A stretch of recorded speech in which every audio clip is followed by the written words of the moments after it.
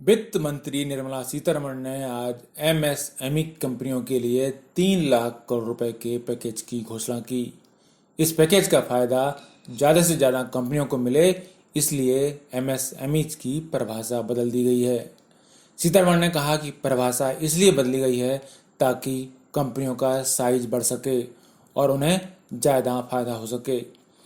उन्होंने कहा कि निवेश की सीमा से तय होता है कि कोई कंपनी एमएसएमई है या नहीं। अब सरकार इस सीमा को बढ़ा रही है। पहले जिस मैन्युफैक्चरिंग एंटरप्राइज में अधिकतम 25 लाख रुपए का निवेश होता था, उसे माइक्रो या सूक्ष्म उद्योग मानते थे। सर्विस एंटरप्राइज के लिए यह सीमा 10 लाख रुपए तक थी। अब इस कैटेगरी की मैन्युफैक्चरिंग और सर्विस एंटरप्राइज में निवेश की सीमा बढ़ाकर 1 करोड़ और टर्नओवर की सीमा बढ़ाकर 5 करोड़ रुपए कर दी गई है। इसी तरह 5 करोड़ रुपए तक के निवेश वाले मैन्युफैक्चरिंग एंटरप्राइज स्मॉल इंडस्ट्री की कैटेगरी में आते थे। सर्विस सेक्टर की कंपनियों के लिए निवेश की सीमा 2 करोड़ रुपए होती थी, लेकिन अब दोनों का दायरा बढ़ा दिया गया है।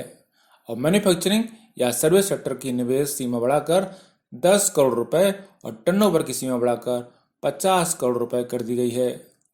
मीडियम साइज या मझोले उद्योगों की बात करें तो पहले 10 करोड़ रुपए तक के निवेश वाले मैन्युफैक्चरिंग एंटरप्राइज इस कैटेगरी में आते थे। सर्विस एंटरप्राइज के लिए निवेश की सीमा 5 करोड़ रुपए होती थी, लेकिन अब दोनों की सीमा बढ़ा दी गई है।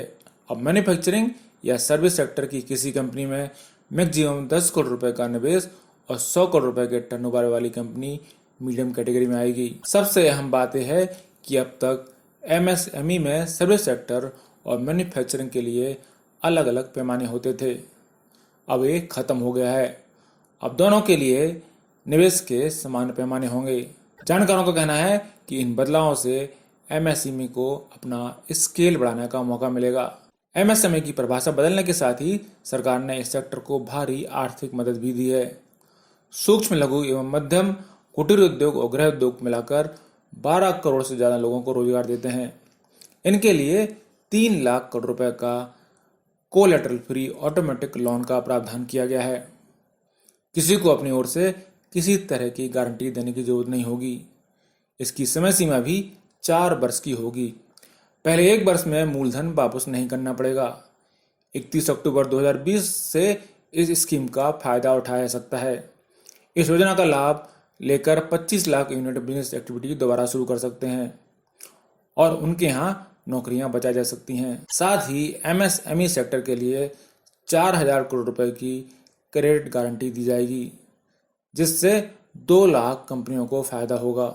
एनपीए वाले और स्ट्रेस्ड एमएसएमई को 20,000 करोड़ रुपए का सब ऑर्डिनेट लोन दिया जाएगा।